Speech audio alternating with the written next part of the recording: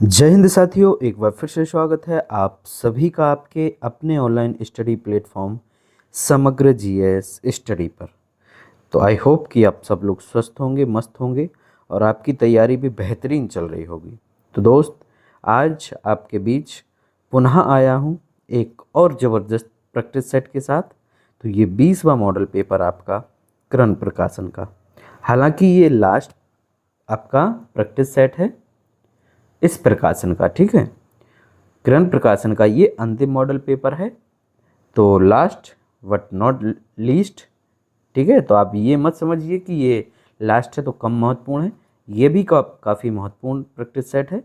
तो आप लोग वीडियो को अंत तक ज़रूर देखिए, है ना। अधिक से अधिक शेयर कीजिए, लाइक कीजिए। और हाँ, ये यूपी पेट का लास्ट नहीं है, ये केवल किरण प्रकाशन का है। मतलब हम लोग यहाँ पर किरण प्रकाशन की जो बुक है उसको कंप्लीट कर चुके हैं, ठीक है। तो कल फिर से मिलते हैं एक और बेहतरीन से नए प्रैक्टिस सेट के साथ, क्योंकि अपने पास कमी तो है नहीं प्रैक्टिस सेट की, बहुत सारा मटेरियल है ना। तो कल से और स्टार्ट करेंगे दूसरा। यदि आप लोगों की भी कोई ख़ास चॉइस हो कि मुझे इनका करवा करवा दीजिए, तो अपन उसको शुरू कर देंगे, ठीक है। तो आप लोग कमेंट करके ज़रूर बताइएगा। तो चलिए शुरू करते हैं और लेते हैं अपना आज का पहला क्वेश्चन। हिस्ट्री का क्वेश्चन है कि मौर्य वंश के तुरंत पहले निम्नलिखित में से किस वंश का शासन था, ठीक है। तो मौर्य वंश से तुरंत पहले इन्होंने पूछा है। मौर्य वंश से तुरंत पहले जो शासन था वो था साथियों किसका? नंद वंश का था। यहाँ पर जो राइट आंसर होगा हमारा वो हो जाएगा ऑप्शन नंबर 4। कौन सा होगा? ऑप्शन नंबर 4 करेक्ट होगा। दूसरा है निम्नलिखित में से किस धातु की जानकारी सिंधु घाटी के लोगों को नहीं थी, ठीक।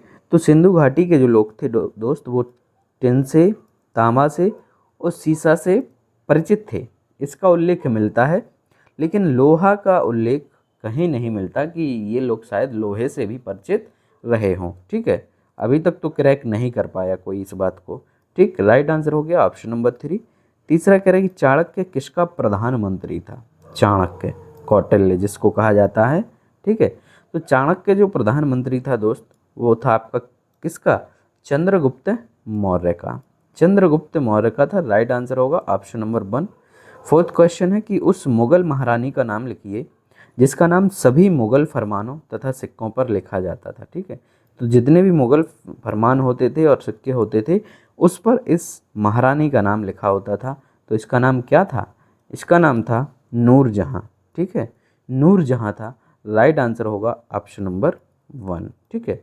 हम लोग यहाँ पर थोड़ा स्पीड से करते हैं जिससे कि ज़्यादा से ज़्यादा क्वेश्चन कम समय में हम लोग कवर कर सकें, ठीक। चलिए 5वां देखते हैं। प्लासी युद्ध के मैदान किस राज्य में है, ठीक। तो प्लासी का जो युद्ध हुआ था दोस्त, आप सभी जानते हैं 1757 में हुआ था। कब हुआ था? 1757 में। उस समय जो बंगाल का नवाब हुआ करता था सिराजुद्दौला, और आपका लॉर्ड क्लाइव, है ना। लॉर्ड क्लाइव के मध्य, यानी अंग्रेज़ों और बंगाल के नवाब सिराजुद्दौला के मध्य हुआ था, है ना।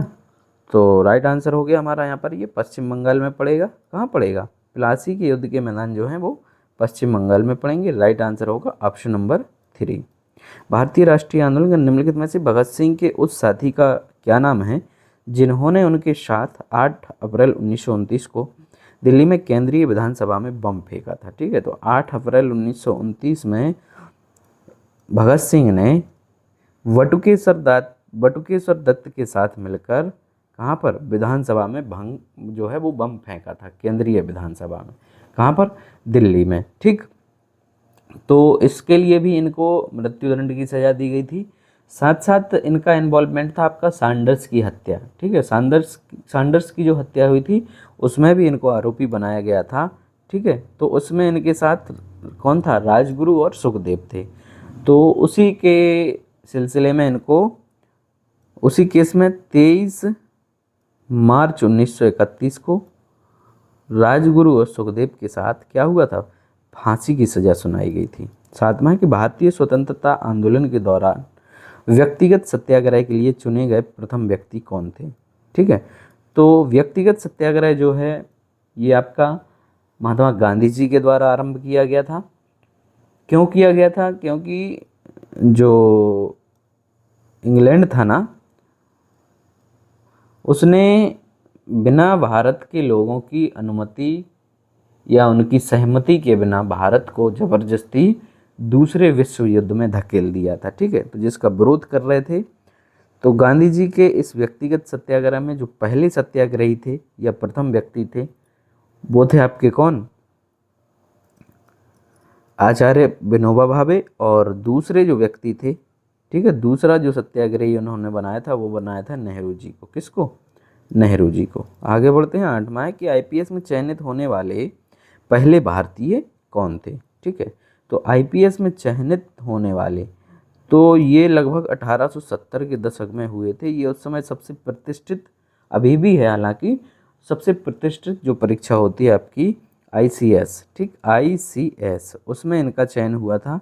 कौन थे वो? सत्येंद्र नाथ टैगोर। राइट आंसर होगा आपका ऑप्शन नंबर 4। चलिए, निम्नलिखित में से कौन सा जोड़ा गलत है यहाँ पर? तो गलत आपका कह रहे हैं कि यंग इंडिया। यंग इंडिया जो है ये लाला लाजपत राय नहीं, जबकि मिस्टर गांधी के द्वारा, किसके द्वारा? गांधी जी के द्वारा प्रकाशित होने वाला ये एक साप्ताहिक पत्र था, है ना, साप्ताहिक पत्र, समाचार पत्र था। चलिए नेक्स्ट है, कालक्रमबद्ध व्यवस्थित करना है इसको। कालक्रमबद्ध व्यवस्थित करना है तो सबसे पहले आएगा आपका MM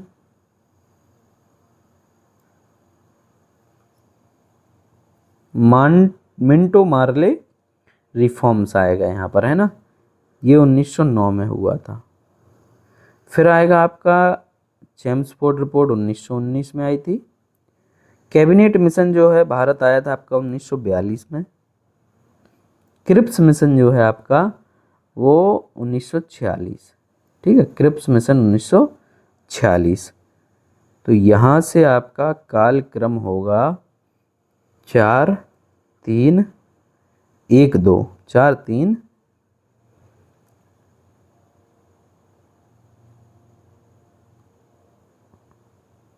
4 3 2 1।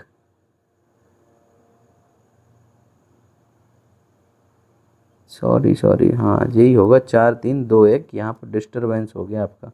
क्रिप्स मिशन होगा 1942, ठीक है ना, और कैबिनेट मिशन होगा आपका 1946। Cabinet mission 1946। चलिए 11वां है, भूगोल का है। ग्रेट बैरियर रीफ यहाँ स्थित है। ग्रेट बैरियर रीफ जो है कह रहे हैं कि यहाँ पर स्थित है। कहाँ पर है सर?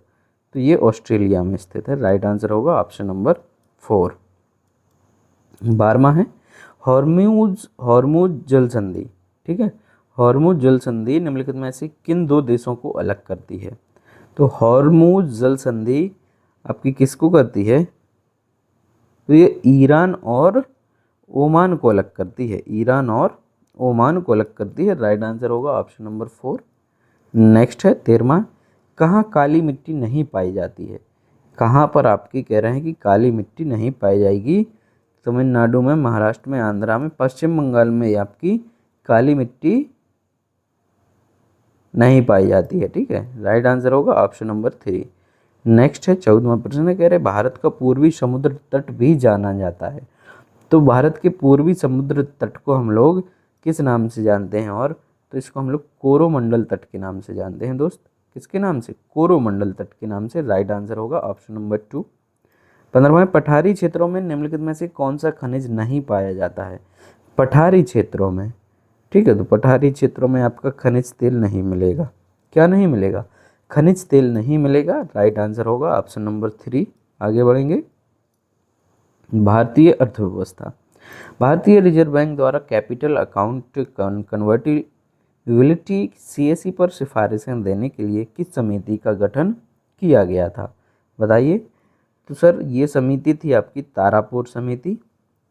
कौन सी समिति? तारापुर समिति। राइट आंसर भी यहाँ पर हमारा ऑप्शन नंबर A हो जाएगा। अगला क्वेश्चन देख लीजिए, क्षेत्रीय असमानता को कम करने के लिए क्षेत्रीय दृष्टिकोण के बजाय क्षेत्र के दृष्टिकोण को अनुसरण करने का लक्ष्य किस पंचवर्षीय योजना में रखा गया था। ठीक है, क्षेत्रीय दृष्टिकोण को अनुसरण करने का लक्ष्य आपका किस में, कौन सी पंचवर्षीय योजना में ये रखा गया था? तो 10वीं पंचवर्षीय योजना। राइट आंसर होगा ऑप्शन नंबर 3। आगे बढ़ते हैं 18वां। अटल पेंशन योजना के तहत अनुमन्य मासिक पेंशन की न्यूनतम राशि आपकी कितनी है? ठीक है, तो न्यूनतम राशि जो यहाँ पर रखी गई है अटल पेंशन की, वो आपकी कितनी है? लगभग 1000 रुपये। ठीक है, लेकिन आपने किस हिसाब से भरी, कितनी भरी है, उस हिसाब से आपकी 1000 से लेकर 5000 के बीच में आपको मिल सकती है। ठीक है, टाइम के हिसाब से इसमें थोड़ा चेंजेस रहेगा कि किसने कितने साल तक इसको भरा है। फिर भारत में कृष्ण क्रांति के उत्पादन में आत्मनिर्भरता से जुड़ी हुई है। भारत में कृष्ण क्रांति के उत्पादन में आत्मनिर्भरता से जुड़ी हुई है। ठीक है, तो कृष्ण क्रांति कच्चा पेट्रोलियम, किसके लिए? कच्चा पेट्रोलियम। राइट आंसर हो गया ऑप्शन नंबर 2। 20 ऐसी अर्थव्यवस्था को क्या कहते हैं जिसको विश्व से कोई संबंध नहीं होता है? ठीक है, तो ऐसी अर्थव्यवस्था आपकी कैसी होगी? बंद होगी ना, ये तो बंद अर्थव्यवस्था, किसी से मतलब ही नहीं है कोई, तो बंद अर्थव्यवस्था होगी। राइट आंसर हो गया आपका ऑप्शन नंबर 2। भारतीय संविधान का कौन सा अनुच्छेद चुनाव आयोग की रचना से संबंधित है? चुनाव आयोग की रचना से संबंधित आपका कौन सा अनुच्छेद है? तो आर्टिकल 324। ठीक, नेक्स्ट क्वेश्चन।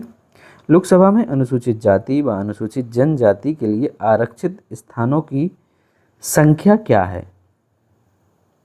आरक्षित स्थानों की संख्या आपकी क्या है? तो सर 79 व 40। अनुसूचित जाति के लिए 79 और जनजाति के लिए आपके 40 सीटें आरक्षित हैं। राइट आंसर हो गया ऑप्शन नंबर 2। 23 भारतीय संविधान का अनुच्छेद 15 इसे प्रस्तावित करता है। आर्टिकल 15 क्या कहा गया है आर्टिकल 15 में? बताइए। आर्टिकल 15 आपका समान अधिकार प्रदान करता है सभी को। क्या करता है? समान अधिकार की बात इसमें आपकी की गई है। नेक्स्ट है, संविधान के किस संशोधन द्वारा मूल कर्तव्यों को जोड़ा गया था? भाई साहब कई बार रिपीट कर चुके हैं, आपको रट जाना चाहिए। 44वां संविधान संशोधन 1976। ठीक, सॉरी 44 माने 1942, 42वां संविधान संशोधन 1976। ठीक है ना, 42वां संविधान संशोधन 1976। नेक्स्ट क्वेश्चन है, एक ग्राम पंचायत कई छोटे क्षेत्रों में बटी हुई होती है, यह क्षेत्र क्या कहलाते हैं? तो कई छोटे क्षेत्रों में बटी होती है कोई ग्राम पंचायत आपकी, तो उसको अपन लोग कहते हैं वार्डों में बटी रहती है। वो किस में बटी रहती है? वार्डों में। Right answer option number 3। समान विज्ञान है वह स्थिति जिसमें वृद्धावस्था में व्यक्तियों के नेत्र का क्रिस्टलीय लेंस दूधिया तथा धुंधला हो जाता है, जिसके कारण नेत्र की दृष्टि में कमी या पूर्ण रूप से दृष्टि क्षय हो जाती है। उसे क्या कहा जाता है? ये कैटरेक्ट कहलाता है ना, इसको हम लोग कहते हैं मोतियाबिंद। इसका ऑपरेशन होता है और इसमें दूसरा लेंस के स्थान पर डाल दिया जाता है, जिससे कि उनको दिखाई देना आरंभ हो जाता है। निम्नलिखित में से किस विकिरण में सबसे कम तरंग दैर्घ्य होता है? तो सबसे कम तरंग दैर्घ्य होता है आपका कौन से विकिरण में? सर ये गामा किरणों में होता है। किस में होता है? गामा किरणों में। राइट आंसर होगा आपका ऑप्शन नंबर 3। ऑप्शन नंबर 3 हमारा यहाँ पर बिल्कुल करेक्ट आंसर हो जाएगा। 28 है कि हेक्सामिथाइलिन डायमाइन और एडिपिक एसिड के संघनन से प्राप्त पॉलीमर क्या होता है? हेक्सामिथाइल डायमीन और एडिपिक एसिड के संघनन से प्राप्त पॉलीमर आपका क्या होता है? तो ये होता है आपका नायलॉन 66। नायलॉन 66 राइट आंसर होगा ऑप्शन नंबर 1। 29 5% जल वाले एथेनॉल को कहते हैं, क्या कहते हैं? 5% जल वाले एथेनॉल को क्या कहा जाएगा? तो उसको कहते हैं परिशोधित स्पिरिट। परिशोधित स्पिरिट। चलिए 30वां है, निम्न में से कौन सा जोड़ा सही है? कह रहे द्वितीय उपभोक्ता आपका घास होगा, जी नहीं होगा, द्वितीय उपभोक्ता आपका घास कैसे होगा, ठीक है। अपघटक आपके बैक्टीरिया, हाँ ये सही है, डिकम्पोजर जो होते हैं आपके वो क्या होते हैं, बैक्टीरियाज होते हैं। राइट आंसर होगा ऑप्शन नंबर 2। हिंदी यहाँ पर हम लोग कवर करते हैं। जिसे करना बहुत कठिन हो के लिए एक शब्द होगा, जिसे करना बहुत कठिन हो उसके लिए एक शब्द होता है आपका दुष्कर। क्या होता है, दुष्कर होता है। राइट आंसर होगा ऑप्शन नंबर 1। 37, मैंने यह काम कर लेना चाहिए, बाकी में अशुद्ध क्या है, मैंने है यहाँ पर अशुद्ध, मुझे यह काम कर लेना चाहिए, यहाँ पर भी राइट आंसर होगा ऑप्शन नंबर 1। 38, कालाक्षर भैंस बराबर लोकोक्ति का सही अर्थ क्या है। कालाक्षर भैंस बराबर आपका लोकोक्ति का सही अर्थ क्या होता है, मतलब पढ़ा लिखा ना होना। राइट आंसर होगा ऑप्शन नंबर 1। 39, निम्न में से स्त्रीलिंग का कौन सा युग्म सही है। कांति, कौतूहल, आदित्य, आंतिका, आंचल और आंधी, ये इसमें दोनों वर्ड आपके स्त्रीलिंग है। Right answer option number 3। प्रतिदिन में कौन सा समास है। प्रतिदिन यानी प्रत्येक दिन, प्रति एक दिन, प्रति एक दिन। प्रतिदिन में आपका समास बताइए कौन सा होगा। प्रति एक दिन यानी अवयवी भाव समास, ठीक है। तो हम लोग आज यहीं पर इसको समाप्त करते हैं, ठीक। इसका दूसरा पार्ट मैं दूंगा करंट का, है ना, और जी के जीएस का।